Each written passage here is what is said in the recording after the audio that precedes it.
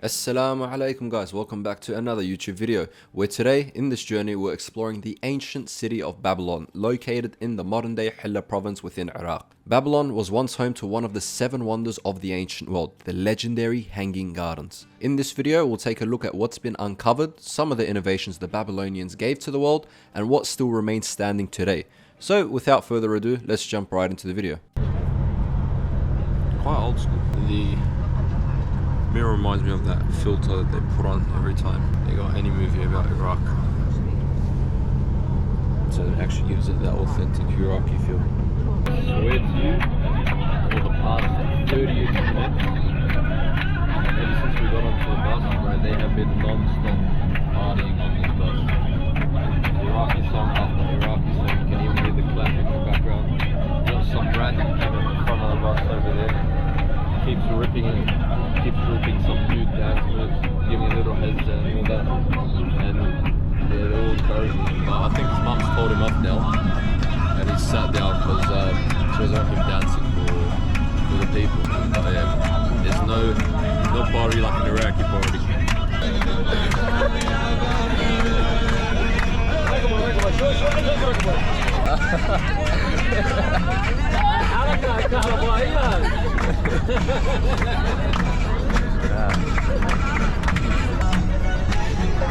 What a little cutie, man, mashallah. He ran away. Oh my god. So just found out I'm Australian and they want to speak English. Come. ترى اقول بالانجليزي يعني بكيفي؟ اقول شو اسمك انت؟ موسى. تعرف بالانجليزي؟ قول موسى very handsome. موسى موسى حلو. موسى حلو. بالانجليزي قولها. They put him on the spot. It's like speak English. So speak English to me. Like doesn't know a single word in English. So what do you want me to say? Well, I just told him, little kid, mashallah, he's very handsome. No dilly. It's actually kind of crazy how insanely cheap Iraq is. Well, like so far, the costs that we've spent was 4k, 4,000 dinar, which is $4 for that bus over there. I spent 2,000, so $2 on like some chips, banana milk, croissant, all that good stuff. And his way. شلونك؟ أكلت؟ أكلت؟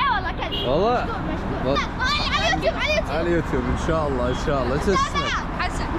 متابعيك هسه سبسكرايب؟ موسى. والله شكرا موسى والله شكرا عزيز يمي والله. عزيز والله.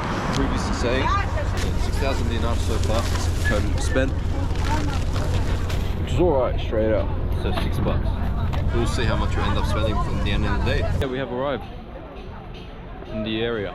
They dropped us off in a certain section, so we've got to look for the ruins from here. Oh yeah, mashallah. Look at the حديقة mashallah.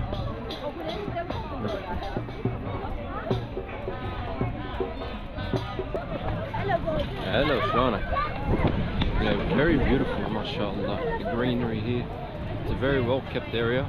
Very beautiful mashallah. We're gonna go to see the ancient Hanging Gardens of Babylon right over there. You can see this beautiful scenery already. We'll go suss it out and yeah, take some nice photos, give you a bit of background about the history of the place as well. That looks like inshallah. من فرنسا. جابني على French. You can see Saddam's palace all the way back there. You can see some of the remnants from this angle. It looks beautiful, mashallah. Alright, we have almost arrived right at the spot. You can see the beautiful blue Ishtar gate. Not the actual real one, by the way, but still. The real one's in Berlin, I'm pretty sure, in Germany. They got wrecked like a few years back. By a few years, I mean like 100 years ago. But yeah, they rebuilt it, made a new one here. But it's not the actual real one. Still looks beautiful though. This is what they thought the world was prior. You got Babylon, the Euphrates, swamp, X-ray mountain, etc, etc. All these up on the tablet. Crazy how we went from this to the globe. A nice map of the place. Shows you how the place used to look. So you had the Euphrates river and all the different ziggurats. I'm pretty sure that's one over there. You have the Ishtar gate up there and so on. They said that the top of these walls was so wide prior that you could actually ride a horse chariot on top. Beautiful map of the beautiful ancient city of Babylon. Concept actually, because they don't actually 100% know how it looked like. One of the ziggurats in Nasriyah. But yeah, these are all the relics and ziggurats remaining inside Iraq. And you got neighboring countries around. But yeah, we're currently at the center at Babylon, right there. You're probably asking why I'm just recording the ground randomly, but you see there's like bitumen asphalt here. Apparently prior, over 3,000 years ago, the Babylonians, they actually came up with the whole method of constructing bitumen, and they used that for their roads. It's still not excavated. So you can even see here, my mom thought this was the sewage line, but it's actually, this whole place hasn't been excavated. Only I think around 40% has been excavated so far, or 20%. So yeah, there's still 7 meters more to excavate down. So what you're seeing is only the top part of it as well, and it's around 10-15 meters tall. So these two different mystic animals, they used to worship actually prior, and you can see more of their images down over there, and they're ingrained all over the cities. I'm going now to place of worship.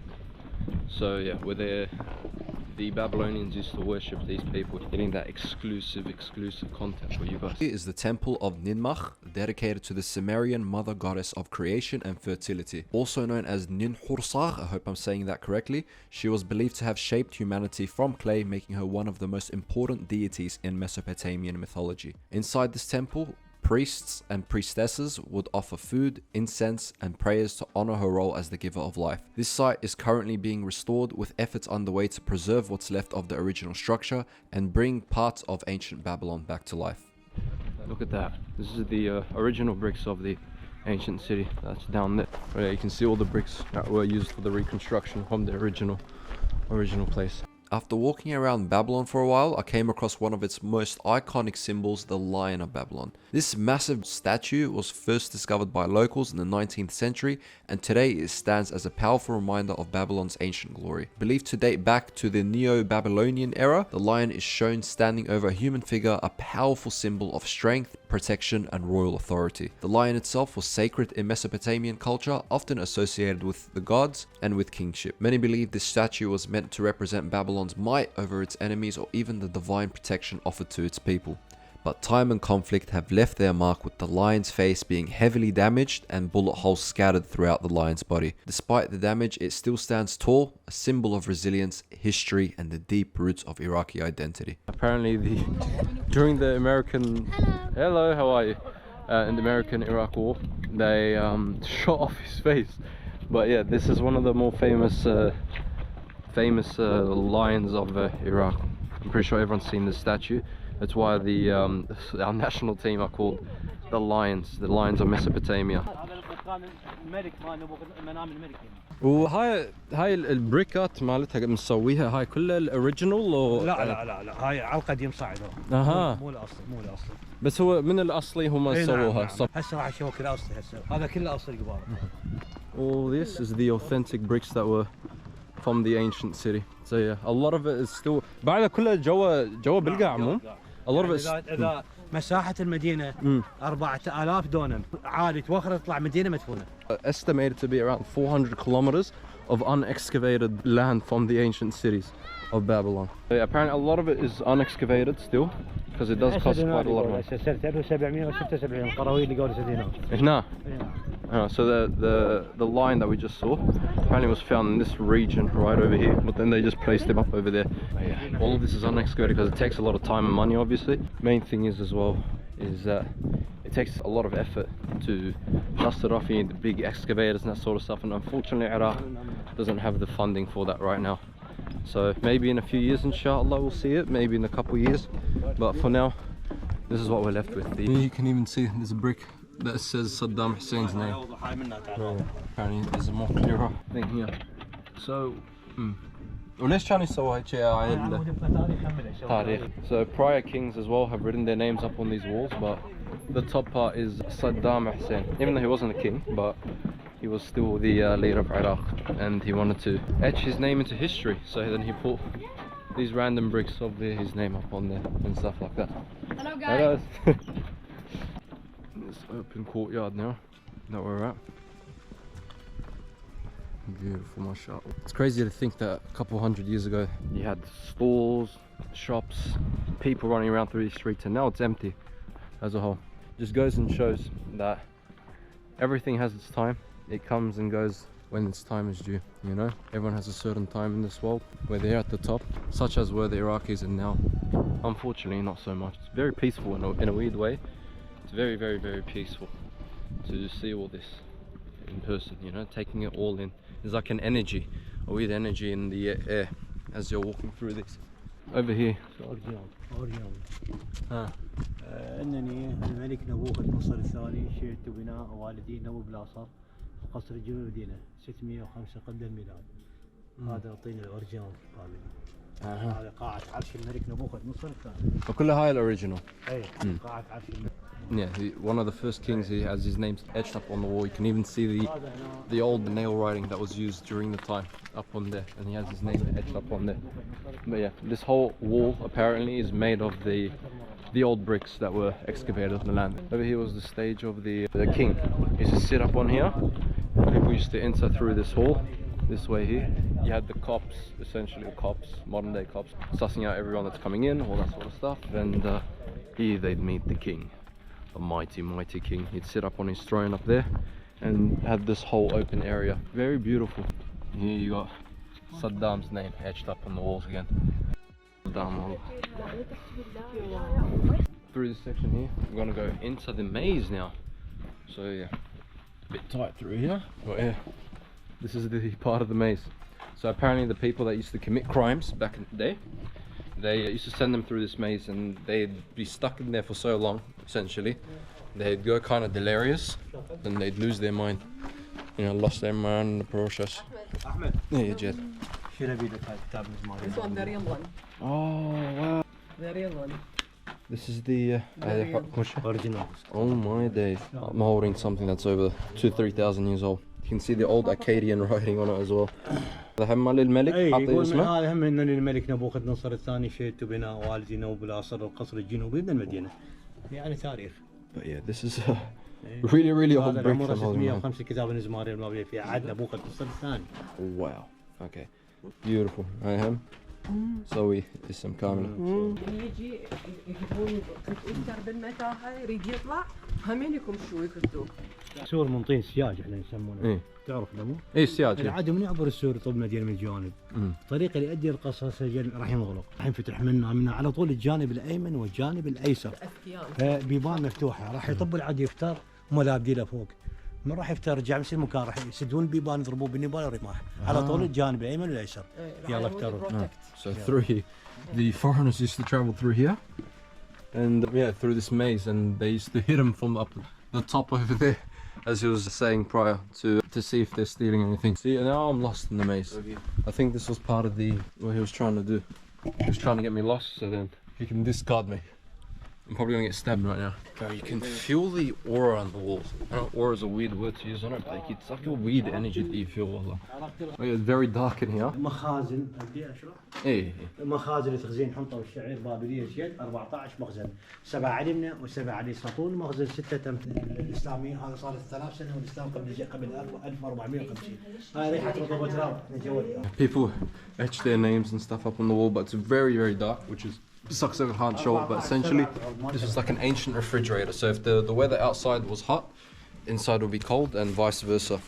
It feels amazingly cool as well, even till this day when you're going inside. And there's even a smell of the sea salt because there's a river, the Euphrates River is very close by. Again. Back in the courtyard at the very front. يسمعون كل الناس. So yeah, apparently that echo, he was clapping to demonstrate that this is the king's speaking area essentially. So when he spoke, everyone heard, because like I don't know if you hear it, but there's a mad echo as when I'm talking now as well. Ahmed. Wow. Very loud. Yeah, all that. Thank you to the lad that helped tell us these stories of the ancient series of Babylon. The guy that you heard speaking Arabic the entire time just came out of nowhere and just started dishing out info like it was he just started dishing out info. He just went bar for bar, just random facts every single time. But yeah, solid lad. I did end up giving him 25,000 dinar, which is pretty much a whole day's wage of what people get over here, because of the facts and stuff that he provided us with. Because it's a lot of stuff that I didn't even know. Even like, I thought I knew quite a bit, but compared to him, bro, it was only literally a fraction. But yeah, here behind us you can see the maze that we were in earlier. But yeah, all that there, very beautiful, mashallah. But yeah, solid lad, looked after us, so we look after him as well. Unfortunately, we can't go up to Saddam's palace. Apparently it's closed at this time around of the year. I have no clue why. I think some people might have done some funny business up there. So yeah, all right, we're gonna go suss out some boat rides along the Euphrates River.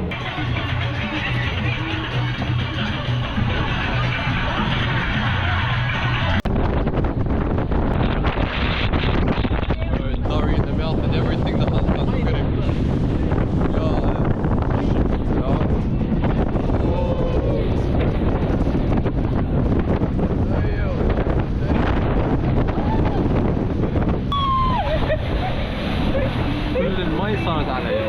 that was quite the experience. Nice one.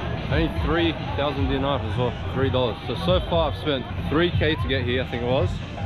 Oh, sorry, 4k to get here, 2k on food, and that was another 3k that I spent. So in total, my math is terrible, I think that's 9,000. So $9 to experience everything that you saw that we just experienced. So literally piss, it's literally piss, it's nothing, Ola. The only real downside to this trip was the fact that the Saddam Palace was closed. Like, I was really keen on seeing it, I can't lie. I don't know, all the photos, the videos that I've seen in the past, I was like, you know what, I really want to see it and experience it for myself. But it is what it is, you know. Overall, the place is still a 10 out of 10. I highly recommend anyone, if you do visit Iraq ever in your lifetime, come here. The ancient history side, come enjoy the beautiful Euphrates River, you know. Come with your family to this beautiful park as well. You know, it's so much to do, genuinely so much to do, so much to see, so much places that me and you can be. But I think this is the end of the video though. There's nothing else much left. We're just gonna head back home on the, yeah, we're heading back home on the bus now. It's almost 3 o'clock, so that's our meetup time with the tour person. So yeah, if you guys did enjoy, please give us a like, comment, subscribe, all that good stuff, and share a video with a friend that you think might like to see what you saw in this video today. And yeah, let us know if you enjoy these type of videos. Inshallah, keep them coming, and let me know where you want me to go next, inshallah, whether that's in Iraq or anywhere else in the world, and we'll try to make that happen. Anyways, we'll see you on the other side, inshallah. Assalamu alaikum.